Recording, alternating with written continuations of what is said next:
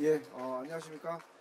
방금 소개받은 더밀크 손재권 대표입니다. 이렇게 와주셔서 너무 감사드리고요. 오늘 정말 잘 오신 게 저희가 실리콘밸리에서 바로 오지 않았습니까? 그래서 지금 어제 미 연방준비제도 이사회죠. 미 연준에서 이자율을 0.75 베이스 포인트 올리고 또 주가도 많이 흔들리고 있는 상태인데요. 그런 거시경제 흐름에서 정말 실리콘밸리는 어떠한 분위기가 있는지, 투자 분위기는 어떤지, 그런 거시경제 여파가 실제로 스타트업 투자에 영향을 어떻게 미치는지에 대해서 정말 생생하게 들을 수 있는 기회라고 생각을 합니다.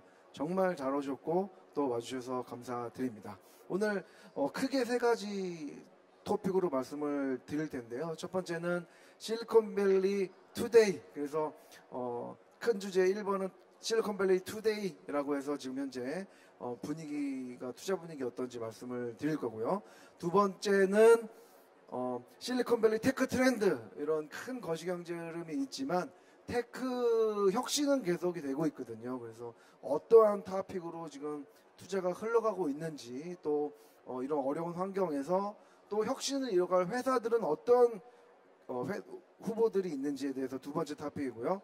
세 번째는 정말 우리 중요한 토픽이죠. K 스타트업과 실리콘밸리. 그래서 한국에 있는 스타트업들이 실리콘밸리 진출 현 상황은 어떤지, 또 그런 실리콘밸리 어떻게 더 갈 수 있는지 크게 세 가지 말씀을 드리도록 하겠습니다. 예, 그리고 아까 소개해 주셨지만 김범수 트랜스링크 인베스먼트 부대표님, 그리고 소개 다시 한번 드리고요. 그리고 우리 브라이언 강 노틸러스 인베스먼트 투자 파트너스 대표님이십니다. 예, 한번 각자 소개 한번 해주시죠. 안녕하세요. 저는 트랜슬링크 인베스먼트의 김범수고요. 저희 트랜슬링크 인베스먼트는 한국, 미국 양쪽에 투자하는 벤처 캐피탈의 법적으로는 한국에 있는 창업 투자 회사고, 저희가 한국에서 펀드를 레이즈를 해서 미국에서 아주 극초기 투자를 하고, 한국에서는 뭐 시리즈 A나 그 이전에 좀 비교적 얼리 투자를 하는 벤처 캐피탈입니다. 여러분 이렇게 저희 그 패널 토론에 와주셔서 감사합니다. 많은 얘기 나눴으면 좋겠습니다. 네, 안녕하세요. 노틸러스 벤처 파트너스의 브라이언 강입니다. 저희 펀드는 실리콘밸리에 소재하고 있는 얼리 스테이지 펀드고, 주로 이제 미국에서 활동을 하고 미국 업체를 투자하지만 저희 포트폴리오 중에 한 20% 정도는 한국에서 미국으로 진출해서 사업을 할 수 있는 그런 역량이나 비즈니스 모델 기술을 가진 회사들을 선택적으로 투자를 하고 있습니다. 그래서 저희 포트폴리오 중에 한 5개 업체 정도가 거기에 해당이 되고요. 네, 오늘 뭐 여러 가지 좋은 얘기 나눴으면 좋겠습니다. 감사합니다. 예. 바로 시간이 많지 않아서 바로 질문을 드리면은, 두 분이 이제 실리콘밸리 투자자로 오래 계셨잖아요. 그래서 지금 몇 년 정도 실리콘밸리에 계시는 건가요? 저는 지금 2003년에 나갔으니까 이제 19년 실리콘밸리 19년. 와우. 예. 브라이언. 예, 저도 같이 2003년부터 시작을 했고, 그때부터 이제 김범수 대표하고도 잘 알고 있었고, 저도 뭐 거의 20년 가까이 되는 것 같습니다. 그때는 저는 이제 KTB에 미국에 있었고, 예. 브라이언이 삼성벤처에서 삼성, 하면서 예. 이제 저희가 투자도 여러 건 공동 투자 같이 했고. 예, 그렇습니다. 한 20년 가까이 사실 실리콘밸리 계시는 건데, 지금 현재 2022년이잖아요. 거의 2002년부터 2003년 있었으니까 20년 가까이 됐는데, 실리콘밸리 분위기가 정말 좀 과거와는 많이 달라졌다. 2022년에 느껴지는데, 물가가 너무 크게 올랐고요. 누구한테는 사실 평생 이런 물가가 없는 그런 상황이 있는 지금 상황이고요. 그리고 그런 상황을 봤을 때 실리콘밸리의 좀 어떤 부분이 가장 크게 좀 바뀌었나, 요즘에 과거의 경험을 비춰봤을 때 어떠십니까? 제가 답변할까요? 그러니까 물가는 제가 20년 살면서 지금처럼 높을 때가 없었던 것 같아요. 이건 인플레이션은 너무나 이렇게 체감이, 이게 대략 한 작년 말부터 와, 이게 생활비가 이렇게 많이 드나 하게 뭐 그랬었거든요. 근데 인플레이션을 제외하고 보면은 저는 그러니까 거시 경제적인 부분이 있고, 저희가 일하는 그 스타트업 생태계에서 보면은 저는 사실 스타트업 생태계가 한 번도 제가 19년 뒤에 전에 간 후에 안 변한 적은 없어요. 어차피 그거는 계속 이렇게 살아있는 생물처럼 변하는 것이기 때문에 뭐 2022년이라고 특별히 더 빠르게 변한 것은 없다. 이게 거시경제랑 이렇게 사이클이 맞물려서 여러 가지로 계속 변해 나가거든요. 그래서 저는 올해만 특별히 다르다기보다는 어떻게 보면은 지금 지난 한 5년에서 6년 동안 굉장히 많은 자금이 벤처 캐피탈 업계로 들어오고 이제 뭐 옛날에는 사실 그 비상장 기업에 투자 안 하던 돈들도 지난 몇 년 동안 어마어마한 금액을 투자를 했잖아요. 뭐 비전 펀드도 그렇고 그 타이거 글로벌 같은 헤지 펀드도 그렇고 사실 그 마켓은 원래 퍼블릭 마켓에서 커버를 하던 영역인데 그게 지금 다 비상장 시장에서 펀딩이 되고 있단 말이에요. 그래서 그런 현상이 굉장히 이 회사들이 상장을 늦게 하고 프라이빗 파이낸싱을 굉장히 큰 금액을 하는 그런 현상을 많이 가져왔었는데 일단 그거는 지금 조금 주춤할 수밖에 없는 상황이고요. 왜냐하면 퍼블릭 마켓에서 멀티플이 크게 떨어졌으니까. 그래서 저희 같은 VC 입장에서 보면은 그 제가 19년 전에 실리콘밸리 처음 갔을 때는 그래도 투자하는 사람이 약간 갑인 면이 있었어요. 근데 사실 저희가 VC가 갑의 위치를 완전히 잃어버린 게 제 생각에 10년 됐거든요. 그래서 저희는 뭐 저희가 다시 갑의 자리로 돌아가는 날은 저는 개인적으로 안 올 거라고 생각하지만 지금은 이런 현상이 그래도 조금은 좀 저희가 너무 을이 아닌 좀 약간을 이런 상태로 좀 돌아갔으면 좋겠다라는 그런 기대감을 갖고 상황을 보고 있습니다. 예, 그렇습니다. 다시 스타트업 중심으로 갔다가 다시 투자 사이드로 넘어오는 그런 분위기 말씀을 해주셨고, 브라이언 대표님은 어떤 걸 좀 제일 많이 다르다고 느끼세요? 저는 이제 2003년부터 투자 업무를 시작을 했고, 그 2000년대 초반에 닷컴 터지는 거를 직접 경험은 못했지만, 그 닷컴 이후에 이제 조정이 된 상황에서 투자를 하기를 시작을 했어요. 그래서 간접적으로 경험을 했고 2008년, 9년 그 서프라임 모기지 크라이시스도 직접 이 VC 생태계에서 투자를 하고 해서 그런 것들을 봐왔는데 그때하고 지금 달라진 거는 이번 이 경제 위기라고 해야 될지 뭐 모르겠지만 훨씬 더 불확실성이 많이 큰 것 같습니다. 뭐 저한테 2달 전에 실리콘밸리나 이쪽 VC 쪽이 어떻게 돌아가겠느냐라고 물어봤을 때 그 당시 기준으로 제가 답할 내용하고 지금하고 2달 사이에 너무 많이 달라졌어요. 그것만 보더라도 이 불확실성이 많이 크고 예전 뭐 2008, 9년, 2000년대 초반에 비교를 해보면은 지금 여러 가지 겹친 것들이 많습니다. 코로나 때문에 코로나 자체의 위기가 있었고 돈이 너무 많이 풀렸고 코로나 사태를 통해서 사람들의 유저 비헤이비어도 많이 바뀌었고 거기에다가 정치적 이 불안한 것들, 미국, 중국, 그리고 전쟁들, 그리고 서플라이 체인 문제들 이런 것들이 너무 이제 그 리스크 디멘전들이 많은 것 같아요. 그래서 이 불확실성이 언제쯤 해소가 될지 상황이 당분간 좋아질 것 같지는 않다고 생각은 하는데 이 불확실성 자체가 언제쯤 가면은 앞으로 이제 세상이 어떻게 가겠구나라는 거를 볼 수 있는 시점조차도 아직은 모르겠으니까 그래서 지금 기준으로 봤을 때는 저는 제 느낌으로는 지난번 2000년대 초반 2009년 이때 상황보다 더 안 좋은 상황이 아닌가라고 저는 느낌이 듭니다. 그렇습니다. 이게 좀 미국에서 느끼기로는 불확실성도 크고 앞으로 전망이 굉장히 불투명하거든요. 근데 한국하고는 느낌이 좀 다른 것 같아요. 한국에서는 정부에서 많이 서포트하고 있고 벤처 펀딩에도 정부나 또 대기업들이 많이 좀 참여하고 있어서 느낌이 다른데 미국에서는 좀 한파가 좀 심하지 않다는 생각이 드는데 실제로 투자의 겨울이 온다라는 말을 많이 하잖아요. 체감 정도는 어떠신 것 같아요? 그게 저는 약간 조금 그 지금 브라이언 말하는 그 의미도 제가 이해를 하는데 저는 조금 거기에 다른 생각을 갖고 있는 게 어쨌든 지난 20년 동안도 겨울은 항상 왔었어요. 그게 굉장히 추운 겨울도 있었고 그냥 뭐 이번에는 별로 춥지 않네라고 넘어간 겨울도 있었고 그러니까 닷컴 버블 꺼졌을 때는 굉장히 큰 겨울이었죠. 굉장히 추운 겨울이었고 2008년에는 닷컴 버블 수준의 그 서프라임 모기지 사태 터졌을 때요. 그 닷컴 버블 수준의 추위가 오지 않을까 생각을 했는데 생각보다 굉장히 빨리 분위기가 따뜻해졌었거든요. 그래서 저는 어차피 그 사계절의 흐름처럼 겨울이 왔다가 또 봄이 오고 그런다. 그래서 저는 이거 자체를 무슨 지금 겨울이 왔다라고 해서 세상이 끝나는 것처럼 보기에는 실리콘밸리의 한 60년의 역사가 보여주는 그 뭐 리질리언스라고 할까? 그게 저는 그렇게 커서 저는 일단 뭐 중장기적으로는 낙관주의자고요.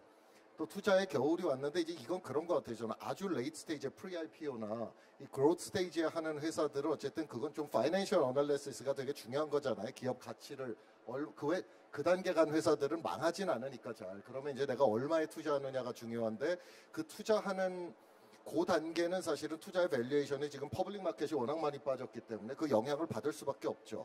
근데 이제 저 같은 경우는 저희 트랜스링크 같은 경우는 시리즈 A나 훨씬 더 그 앞쪽에 투자를 하거든요. 그럼 거기는 사실 뭐 굉장히 버블이다 할 때도 그렇게 미친 듯한 가격에 투자를 하지는 않았어요. 다 올라갔지만. 그래서 그거는 뭐 떨어지는데도 한계가 있고 그래서 저는 솔직히 저희 회사 입장에서는 미국이나 한국이나 투자하는 거에 크게 달라질 것은 없다라고 생각하고 한국이 작년에 벤처캐피털 펀드로 흘러들어간 돈이 한 11조 정도 됩니다. 그리고 미국이 그 한 10배 조금 넘는 120조 정도가 벤처 펀드에 들어갔거든요. 그래서 작년에 어쨌든 레이즈된 펀드는 그걸 돌려주지는 않아요. VC들이 그 LP들한테. 그렇기 때문에 저는 그거는 이제 투자를 할 텐데 다만 지금 너무 불확실성이 크기 때문에 이게 과연 어디까지 가라앉나를 좀 보자라는 차원에서 좀 그 홀드를 할 수는 있죠. 좀 관망하자라고 할 수는 있지만 뭐 관망을 저는 연말까지 뭐 내년 상반기까지 할 거라고는 생각 안 하고 뭐 어느 정도 관망해서 좀 이게 대충 이게 바닥이겠구나 싶으면은 다시 투자를 하지 않을까. 다만 저는 오히려 올해 내년에 VC 펀드레이징 시장이 지금보다는 좀 금리가 워낙 많이 올라가가지고 좀 얼어붙을 것 같기 때문에 오히려 몇 년 뒤에 VC 펀드 규모가 지금 갖고 있는 것보다 작아서 오히려 그 임팩트는 좀 몇 년 뒤에 느끼게 되지 않을까 그렇게 생각을 합니다. 그렇습니다. 사실 그 겨울 종합해 보면 이제 겨울이 왔죠. 사실 어떻게 보면 또 제이미 다이먼 회장은 골드만삭스 회장은 JP 모건이죠. JP 모건 회장은 지금 미국에 허리케인이 왔다라고까지 할 정도로 그 허리케인의 강도가 다를 뿐이지 허리케인이 왔다라고 하는데 그런 맥락이고 또 시점 회복 시점은 지금 사실 다 브라이언 대표님 말씀하신 대로 좀 불투명한 그런 상황이라고 볼 수 있을 것 같습니다. 그러니까 지금 그런 상황에서 스타트업들 조언을 지금 많이 하고 있거든요. 세콰이어도 그렇고 또 Y 컴비네이터도 그런데 우리 두 분은 지금 이 상황에서 스타트업들에게 어떤 조언을 좀 하세요 요새는? 뭐 다 아시는 답이실 것 같은데 잘 버티자라는 게 사실은 정답이고요. 좀 전에 이제 김범수 대표도 얘기하셨지만 스타트업들 업종 스테이지에 따라서 이제 고생하는 감내해야 되는 고생 강도가 좀 많이 다를 거예요. 근데 공통점은 18개월 정도는 버틸 수 있는 방법을 찾아내셔야 될 것 같아요. 그게 이제 비용을 줄여서 살던 아니면은 밸류에이션 다일루션을 감안하더라도 펀딩을 지금 할 수 있으면 해서 버티던 그래서 18개월 정도를 버틸 수 있는 방법을 찾으셔서 그렇게 생존을 하면은 뭐 자연의 모든 이치가 그렇지만은 이제 많이 도태되고 거기서 살아남는 뭐 생명이 되든 스타트업이 되든 경쟁 이제 업체들이나 뭐 경쟁해야 되는 대상들이 많이 줄어들기 때문에 이 겨울을 버티고 나면은 오히려 기회가 더 커질 수는 있지만은 적어도 당분간 한 18개월 2023년까지는 최악의 경우에도 버틸 수 있는 이런 전략들을 수립을 하셔야 되고 또 그런 준비가 돼 있어야지 스타트업들의 VC 펀딩도 아마 들어갈 것 같습니다. 예. 대표님은 혹시?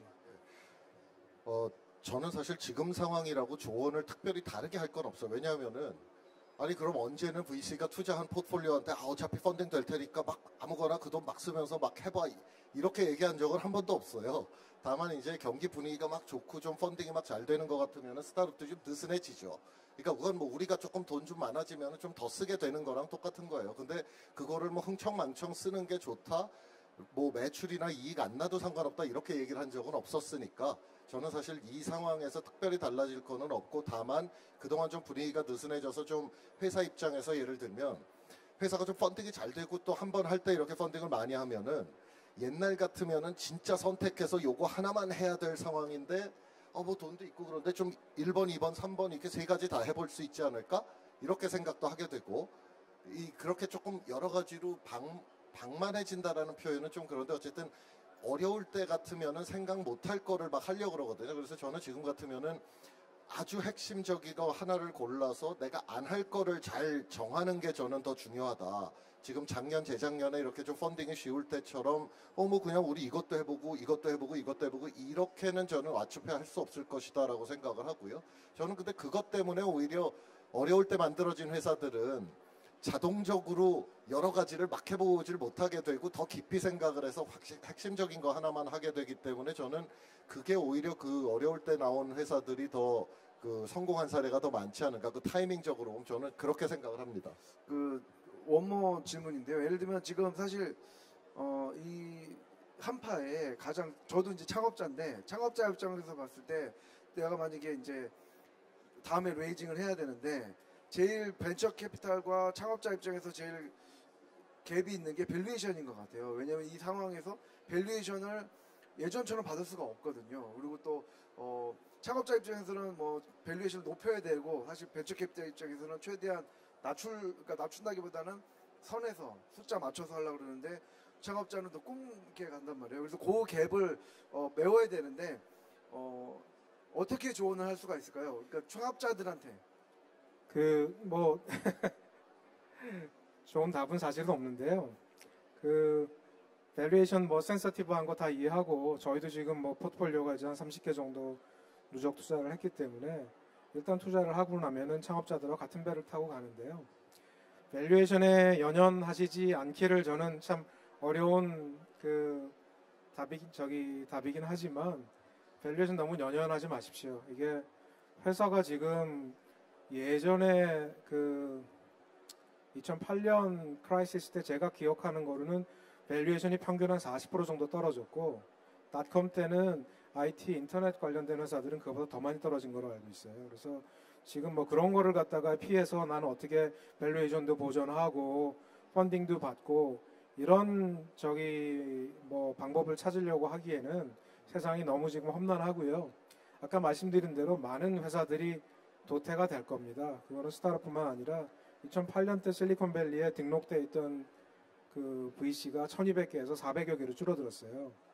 VC들도 힘든 세상이 지금 왔기 때문에 스타트업 회사들이 뭐 달루션 되더라도 생존을 하면은 그 사이에 많은 경쟁 업체들이 도산될 거고 그때 뭐 스탁 옵션이나 다른 밸류에이션을 다시 통해서 메꿔서 지분 같은 것들은 확보할 수 있는 방법이 있을 거기 때문에 제가 하나 충고드리고 싶은 거는 생존을 하기 위해서 너무 이렇게 밸류에이션에 연연하지 말아달라. 저는 그걸 하나 조언드리고 싶어요. 저도 사실 비슷한 생각인데 어차피 스타트업의 지분이라는 거는 0이 될 가능성이 훨씬 높아요. 특히 초기 스타트업 같은 경우. 그럼 어차피 0인데 내가 0의 지분을 70% 들고 있든 50% 들고 있든 100% 들고 있든 무슨 상관이 있겠어요. 다 0이죠. 그죠? 그래서 밸류에이션은 이제 작년 재작년에 막 이렇게 그냥 옆에 뭐 나보다 좀 내가 쟤보다 우리 회사가 더 좋은데 쟤네가 1000억 밸류에 받았네? 그럼 나도 1000억에 해야지. 뭐 이런 게 되게 많았어요. 그냥 그 센티먼트는 어떻게 보면 근거도 없는 거죠. 그게 왜 1000억인지도 없는 건데. 근데 그게 그때 되면 그러니까 밸류에이션이 올라가고 막 이렇게 시장이 좋을 때는 땡길 수 있는 한 최대로 땡기는 게 똑똑한 사람 같아 보이지만 그때 그렇게 했으면은 지금 이제 올해 펀딩을 하려고 그러면 그 밸류는 죽어도 못 받는단 말이에요. 그러면은 이제 이제 한국 같은 경우에 거기 기존에 투자한 사람들, 1000억에 투자한 사람들 리픽싱 조항 들어갔지. 그러니까 이게 더 메시해지거든요. 그래서 저는 사실 그게 결국은 그 프레줄한 사고 방식이다. 그게 이게 경기 좋을 때 확 땡겼는데 결국 그게 그런 경기가 나빠졌을 때 그냥 그게 나를 더 어려운 상황에 놓잖아요. 그래서 저는 저희 회사나 저희 포트폴리오한테는 저희는 기본적으로는 항상 사람이 그냥 어느 정도 레인지 안에서 합리적인 수준으로 밸류에이션을 올려가면서 펀딩을 하는 게 좋다라고 생각을 하고요. 자, 그런데 내가 작년에 굉장히 높은 밸류에이션을 펀딩을 받았어. 근데 이제 올해는 도저히 그 밸류는 VC를 만나보면 코웃음을 친다 이거예요. 만약에. 그게 뭐 얼마나 높았을지 뭐 그건 회사마다 다르겠지만 그러면 정말로 과감하게 이 리픽싱을 포함해서 어쨌든 기존 주주들이랑도 협의를 해가지고 회사가 생존할 수 있는 전략을 우선 짜야 돼요. 우리가 사업을 하다가 너무 잘 돼가지고 뭐 기사도 두고 막 이렇게 저택에 살다가 내 사업이 망해서 부도가 났으면 시장에 좌판이라도 깔아야 되는 거예요. 생존을 하려고 그러면. 그렇죠? 개인도 그런 거기 때문에 저는 회사도 자꾸 그래도 내가 한때 기사를 두고 다니는 사장님이었는데 뭐 우리가 1000억 가치였는데 이런 그 감정적인 집착을 하는 게 저는 회사의 생존에 방해가 된다. 그래서 상황이 바뀌면은 그 바뀐 상황에 맞춰서 굉장히 현실적이고 어쨌든 생존 가능성을 높일 수 있는 쪽으로 굉장히 디사이시브하게 아주 단호하게 결정을 하셔야 된다. 그런 말씀을 드리고 싶습니다. 그렇습니다. 사실 저희 더 밀크도 작년 말에 저희가 시리즈 타이밍이 좋으셨죠? 예, 시리즈 A를 마쳤는데 3.8 밀리언 21 밸류로 이렇게 받았는데 그런 작년 말에 그런 제안을 받을 때 필요한 돈만 받아라. 돈을 더 해가 다일루전하지 말고 필요한 돈만 또 다른 측면에서는 더 무슨 일이 벌어질지 모르니까 지금 더 많이 받아라라고 했거든요. 그래서 저는 좀 후자를 그래도 어떤 일이 나올지 모르니까 더 필요한 돈만 더 많이 받았는데 지금 이렇게 될지 몰랐거든요. 그래서 지금은 좀 실탄을 좀 런어웨이를 좀 길게 가져가는 그런 좀 됐던 것 같아요. 예, 그렇습니다. 그리고 이게 뭐 어렵다 하면 끝이 없습니다, 사실은. 그래서 저희 사실 실리콘밸리 두 번째 토픽인데 테크 트렌드, 지금 가장 또 핫한 트렌드가 뭔지 두 분께 좀 여쭤보고 싶은데요. 요거는 우리 브라이언 대표님한테 먼저 여쭤보고 싶어요. 지금 투자 테마 뭐 이런 상황을 고려하고라도 좀 실리콘밸리에서 가장 핫한 투자 트렌드, 혁신 트렌드가 뭔지 일단 브라이언 대표님께서 먼저 말씀해 주시죠. 뭡니까? 좀 알려주세요. 글쎄요, 뭐 기존 이제 IT 쪽은 뭐 늘 투자가 한 20년 동안 계속 이루어져 왔고 엔터프라이즈 사스 이런 것들 뭐 파퓰러티는 계속 갈 것 같아요. 근데 이제 좀 큰 그림을 보고서 이제 뭐 새로운 뭔가 인더스트리가 생길 만한 곳이 있냐? 저는 이제 아무래도 이제 환경 이슈들이 지금 점점 커지고 있고 그래서 이제 환경 쪽에 이제 뭔가 솔루션들을 제공해주는 그런 인더스트리 뭐 제가 이제 그렇지 않아도 이 질문을 제가 조금 전에 받아서 한번 생각을 해봤는데 개인적으로 제가 관심 가지고 있는 분야는 이 뭐 푸드텍 관련된 것들, 컬처드 밋 이래가지고 그 소고기 같은 것들 이제 그 배양해서 뭐 이런 거 관련된 것들 이런 것들이 당장 지금 솔루션이 뭐 나올지는 모르겠지만은 향후 5년 10년 정도를 보면은 뭔가 좀 큰 획을 이제 만들 수 있는 이제 인더스트리가 되지 않을까. 이제 기존 IT 쪽을 보면은 퀀텀 컴퓨팅 뭐 얘기를 10년 이상 해왔고 저희도 2017년부터 계속 지금 매년 보고 있는데 아직까지 투자 한 건도 못했습니다. 근데 그쪽 분야가 얼마나 더 걸릴지 모르겠어요. 근데 이제 뭐 여러 가지 어프로치를 통해서 새로운 기술들 업체들이 나오고 있고요. 그 다음에 이제 좀 가장 이제 가까이는 그 모빌리티, 자동차에 들어가는 커넥티드 비클 서비스 관련된 부분들이 지금 어떤 면에서는 무주공산인 것 같아요. 지금 자동차가 다 커넥티드 돼가지고 이게 결국은 옛날에 핸드폰이 다이얼 눌러가지고 전화만 하다가 스마트폰 오면서 세상 바뀐 것처럼 자동차도 그 세상이 올 날이 멀지 않았고 기반 기술도 다 준비가 됐는데 거기가 지금 구글 같은 플랫폼 비즈니스 회사, 자동차 OEM 회사, 커넥티비티를 제공해주는 그 이동통신이나 통신회사들이 서로 놓고 경쟁을 하는데 아직까지 뭐 대세가 뭐 이렇게 만들어진 그게 아직은 없어요. 그래서 그쪽 분야가 앞으로 한 3년에서 5년 사이에 큰 기회가 많이 있지 않을까 그렇게 생각이 듭니다. 김범수 대표님은? 네, 저는 사실 우리가 이렇게 매년 새로운 화두를 기대하는 습관이 좀 있어요. 그게 이제 우리가 그래요. 제가 예전에 작년인가 조선일보에 제가 글 쓸 때도 약간 우리의 그 어떤 화전농업적 성격. 올해는 메타버스 산을 태우고 내년에 또 웹3를 태울 건지 아니면 그 전에는 그럼 뭐를 태웠는지. 근데 저는 그게 테마라는 게 크게 보면은 패러다임을 바꾸는 테마라는 게 그렇게 자주 나오지 않아요. 우리가 지난 한 30년 보면은 넷스케이프가 상장한 95년이 이제 우리가 인터넷에 만약에 시작으로 보면은 인터넷이라는 그 물결이 한번 크게 온 다음에 아직도 우리는 어떻게 보면 인터넷 비즈니스의 롱테일에 있는 거잖아요. 그렇죠? 그 다음에 2007년에 스티브 잡스가 아이폰을 내놨을 때 이제 모바일이라는 게 한번 또 굉장히 큰 물결이 와서 그건 이제 모바일이라는 건 기본적으로 인터넷이라는 물결 위에 있는 거죠. 그렇게 왔는데 지금 아직도 그 혁신도 계속되고 있죠. 그 다음에 이제 그 자율주행으로 시작한 그 모빌리티 쪽도 한 2010 10년대 초반 이렇게 해가지고 또 나와서 지금도 계속 가고 있죠. 그 다음에 알파고로 대표되는 이제 그 딥러닝, 머신러닝 하는 그 AI도 나와서 지금 계속 가고 있단 말이에요. 그러면은 이게 다음 AI는 뭘까를 고민할 게 아니라 저는 사실은 제가 투자하는 관점에서 보면은 AI라는 물결이 나왔으면은 그게 모든 산업, 우리가 쓰는 모든 물건에 지금 모바일이 모든 물건에 들어가 있듯이 녹아 들어가는데 시간이 짧으면 10년, 길면은 뭐 20년, 30년도 걸릴 수 있어요. 그래서 저는 사실은 개인적으로는 투자를 할 때 그런 어떤 다음은 뭘까라는 이렇게 화두를 따라서 가겠다라는 생각보다는 그 테일 안에서 굉장히 뛰어난 창업자를 내가 찾아서 투자를 하겠다 뭐 그런 생각을 갖고 있거든요.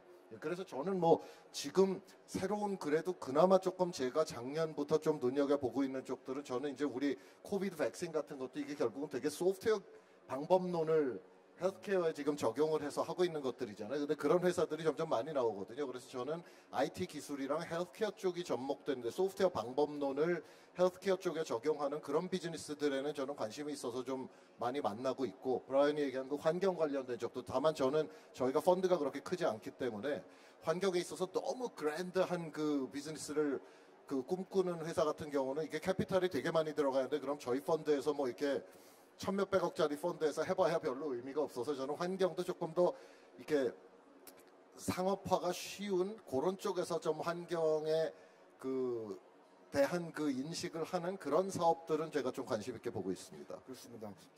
김원수 대표님이 잠시 이 주제를 얘기를 했어요. 웹3, NFT 진짜 혁명인가 버블인가? 브라이언 대표님 어떻게 생각하십니까?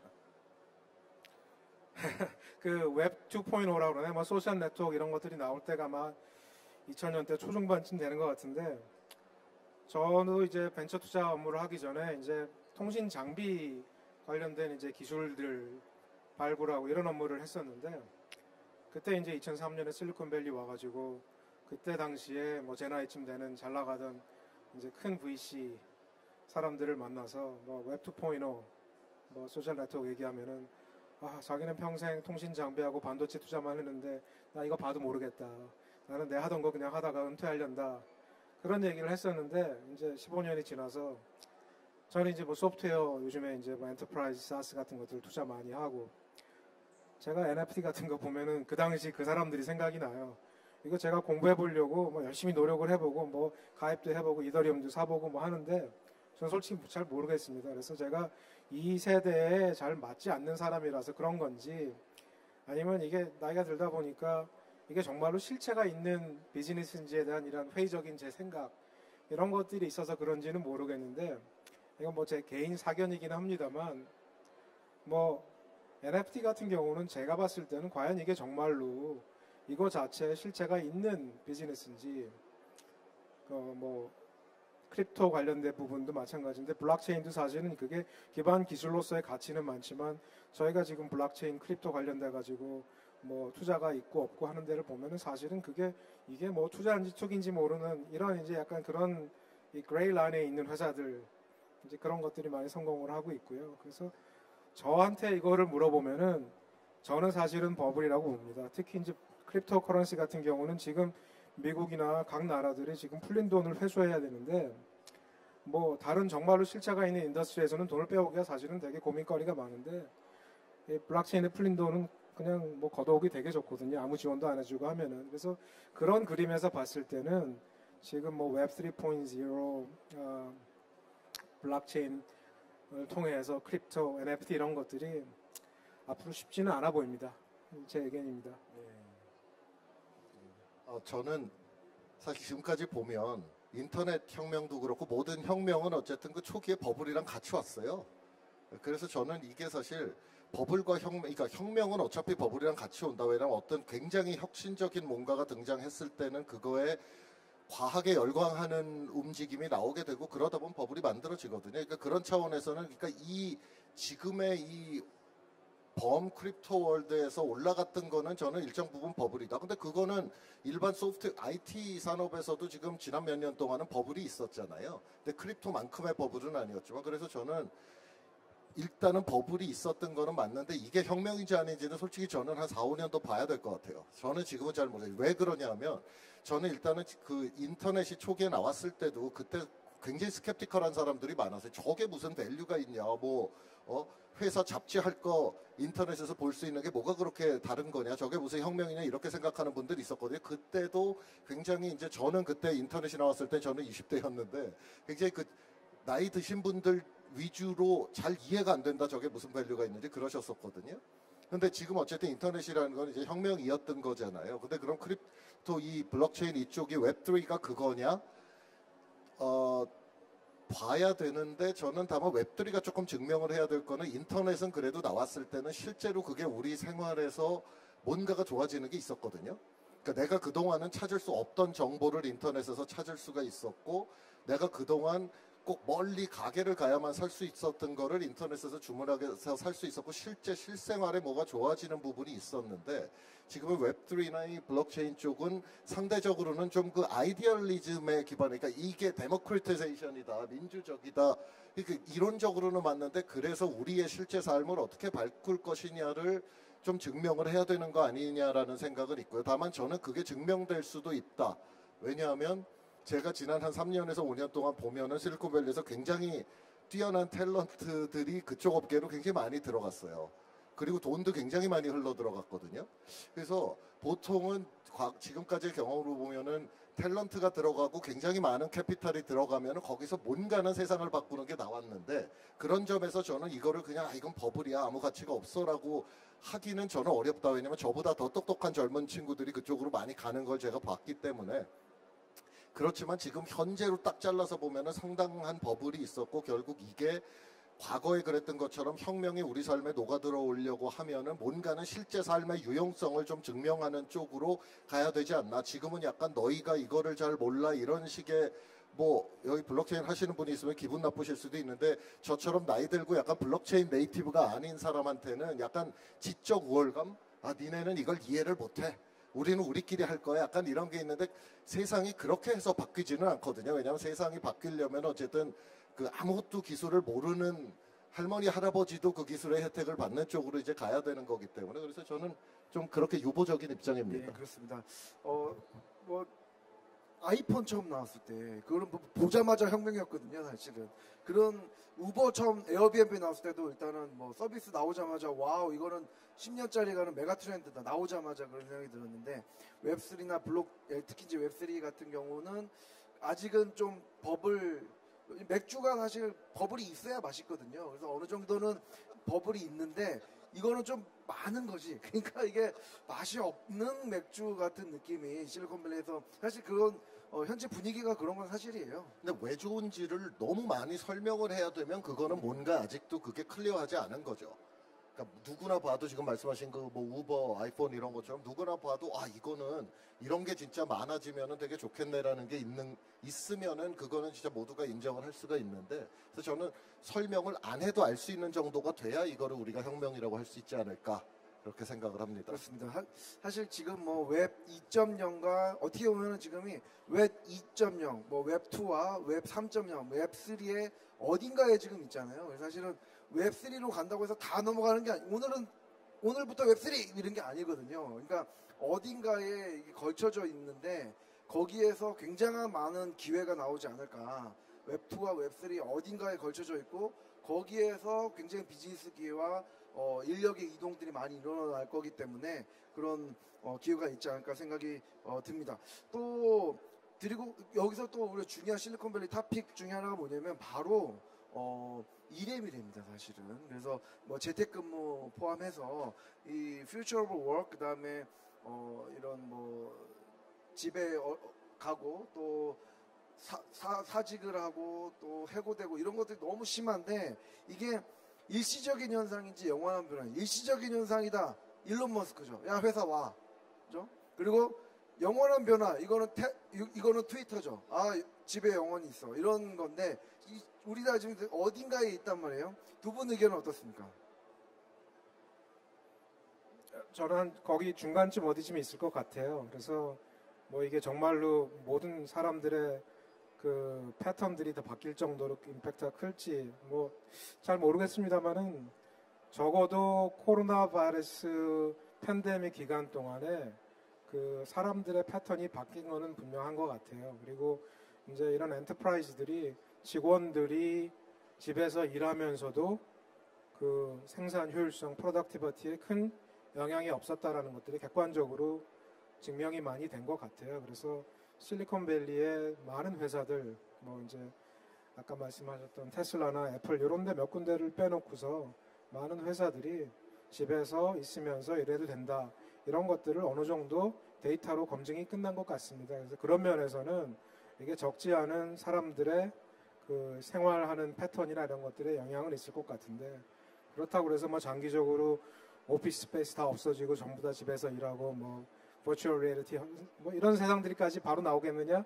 그것까지는 잘 모르겠어요. 뭐 많은 비즈니스들, 리테일 인더스트리나 로지스틱스 관련된 이런 회사들, 공장들은 결국 사람들이 가서 일을 해야 되기 때문에, 그래서 전 그 중간쯤 어디 있지 않을까 싶습니다.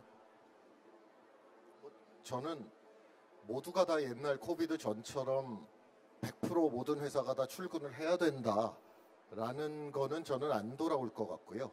저도 브라이언처럼 어느 정도 하이브리드로 갈 것인데, 저는 이게 꼭 회사의 의지도 중요하지만 사람들 중에도, 제가 이제 그 팬데믹, 미국이 2020년이 굉장히 나빴거든요, 상황이.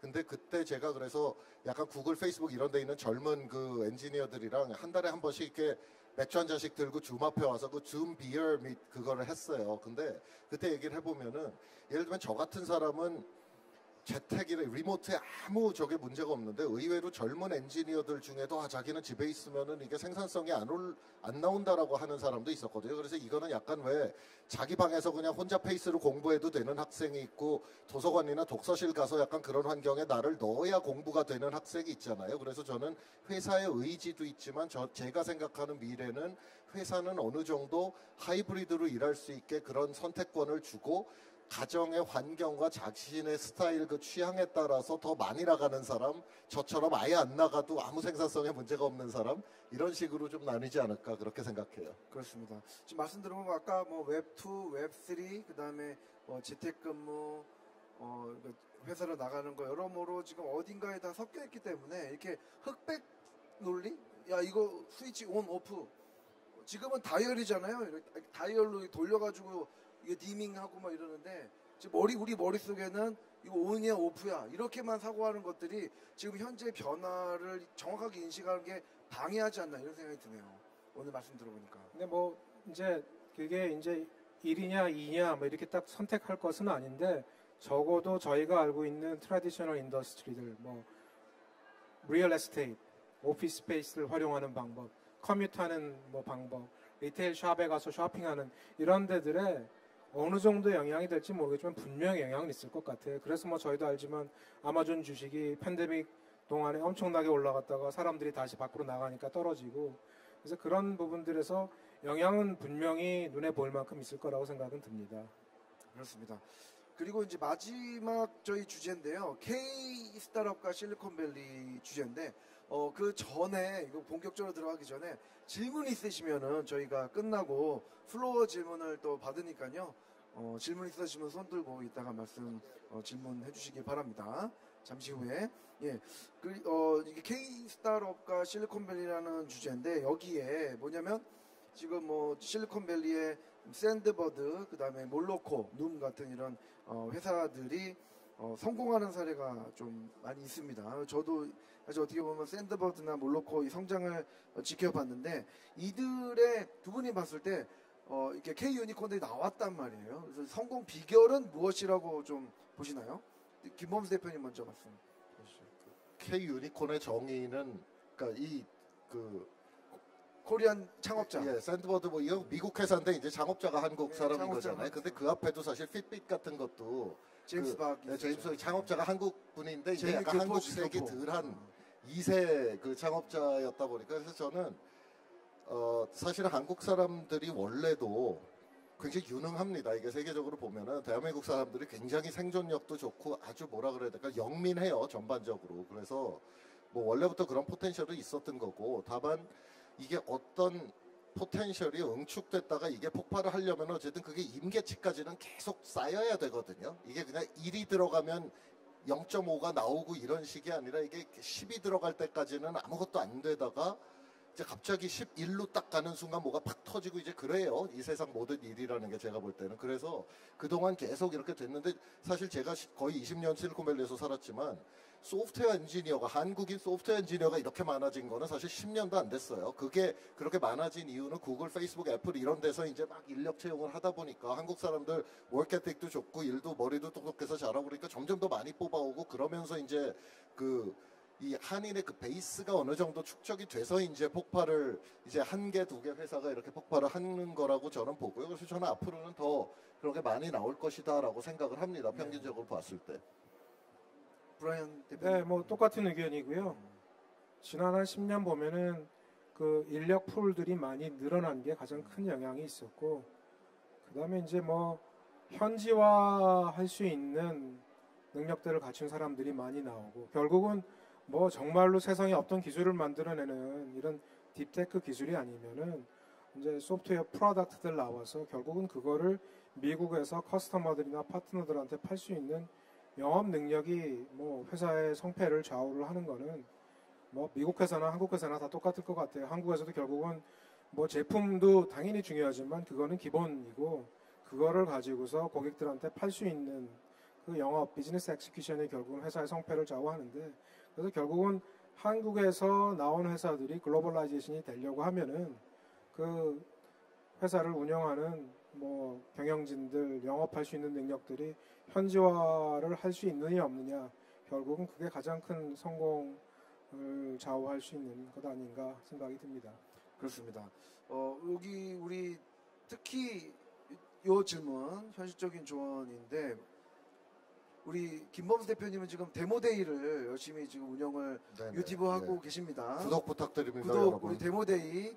예, 유튜브에서 데모데이 유튜브, 한글로 치시면 예, 김범수가 유튜브에서, 연관 검색어로 뜹니다. 예, 데모데이를 구독해 주시고요. 거기에 많은 조언이 있습니다만은 그래도 오늘 현장에 나오셨으니까 한국에서 이제 시작을 해서 실리콘밸리로 진출하고 싶어하는 스타트업들이 너무 많아요. 사실 이번 넥스트라이즈에서도 거의 대부분의 스타트업들이 예외 없이, 어떻게 보면 심하게 말하면 예외 없다고 할 정도로 다 글로벌 진출 얘기한단 말이에요.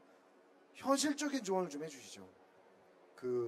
과거에는 사실 하드웨어 기업이 되게 많았잖아요, 우리나라. 근데 요즘의 스타트업은 사실 거의 뭐 글쎄 한 8, 90%는 제가 만난 스타트업들은 소프트웨어 회사거든요. 근데 소프트웨어랑 하드웨어의 제일 큰 차이가, 하드웨어는 우리가 수십 년 전부터 TV면은 뭐 아프리카에서 만든 TV든 한국에서 만든 TV든 다 똑같잖아요. 좋고 나쁜 게 있는 거지 제품 자체는 똑같단 말이에요.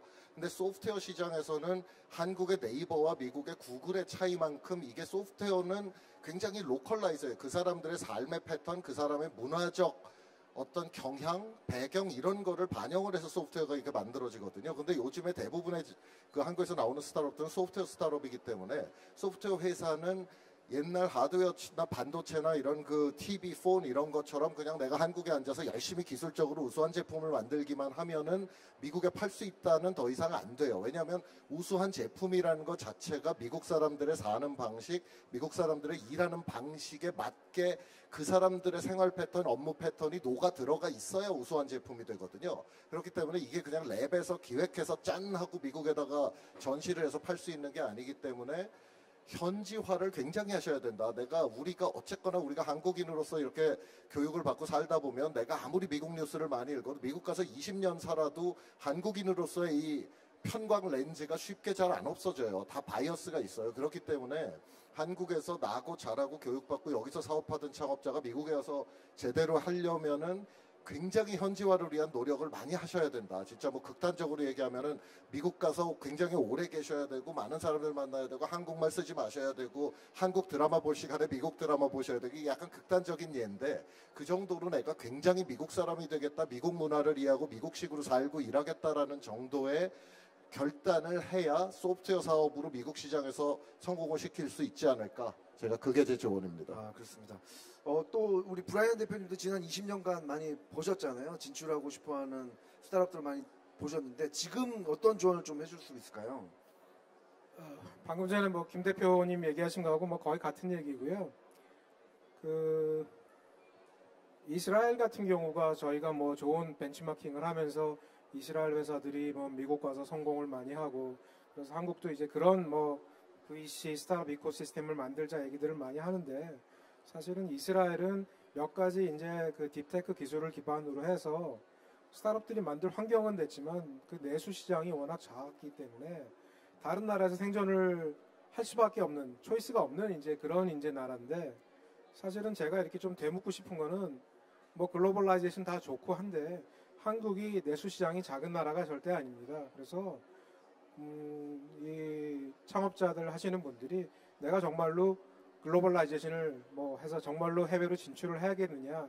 지금 뭐 김범수 대표가 말씀하신 대로 이게 녹록지는 절대 않습니다. 예전에 뭐 반도체 만들고 할 때는 물건 만들어서 팔고 이게 어느 정도 가능했는데 소프트웨어 뭐 솔루션들은 결국은 만들어서 그거를 영업을 해서 커스터머들한테 팔아야 되는 그 세일즈 프로세스가 정말 힘듭니다. 그래서 그 고민을 처음에 내가 왜 정말로 해외로 진출을 해야 되냐를 좀 심각하게 한번 스스로 질문을 해보시고 이제 그렇게 생각을 하셨는데 예를 들어서 뭐 헬스케어 같은 쪽 분야 그런 부분은 한국 대비 미국 인더스트리가 한 50배 정도 크거든요.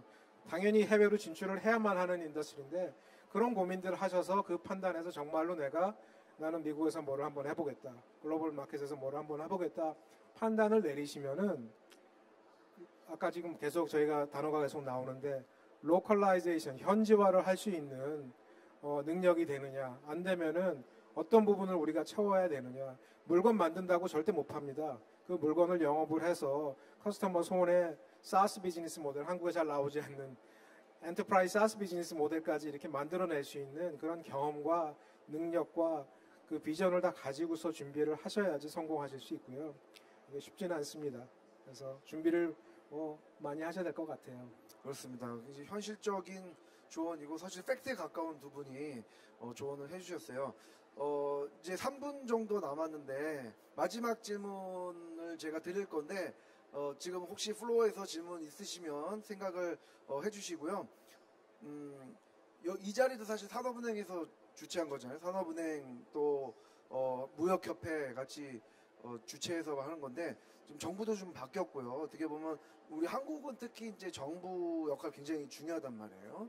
자본의 역할도 굉장히 중요한데 지금 현재 2022년 또 이런 스타트업 우리 지금 한 50분 동안 얘기한 스타트업 겨울 또 K 스타트업 이런 또 우리가 진출해서 또 스타트업을 통해서 부가가치를 늘리고 일자리를 늘리는 이런 상황에서 정부나 자본은 어떤 역할을 좀 해야 될지 두 분 제안을 좀 해주시죠.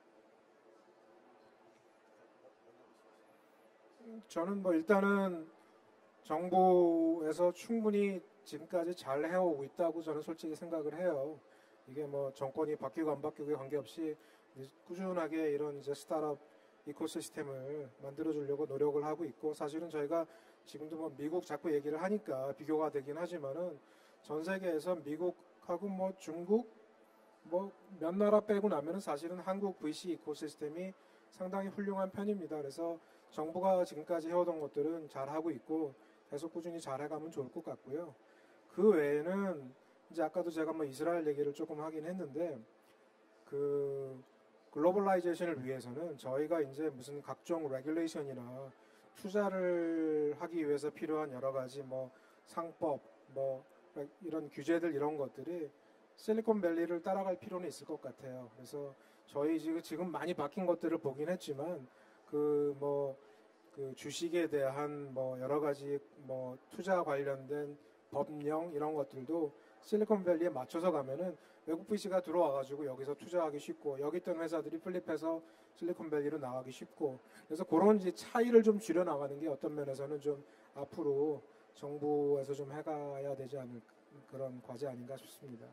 오늘 오전에 제가 그 스타트업 그 피치 컴피티션 그 심사를 브라이언이랑 같이 했는데 그 창업자들의 수준이 높아진 게 진짜 어마어마하게 높아졌어요. 근데 그러면 창업자 수준만 높아진 게 아니라 저희 같은 벤처 캐피탈 수준도 높아졌고 저희 같은 벤처 캐피탈의 자금 을 대주는 정부 기관, 준정부 기관, 뭐 국책 기관들도 굉장히 수준이 높아지셨어요. 그래서 제가 한국의 벤처 캐피탈 업계에 들어온 게 22년 전인데 사실 22년 동안 이 생태계 구성원 모두가 다 수준이 굉장히 많이 높아졌습니다. 그래서 사실 저는 지금은 한국 정부나 이런 이 정부 사이드에 제가 특별히 뭐 이건 좀 이렇게 더 그러니까 뭐를 더 해서 하기보다는 지금 굉장히 잘해 오셨고 계속 더 발전하고 있기 때문에 지금 하시던 대로 하시면 좋다.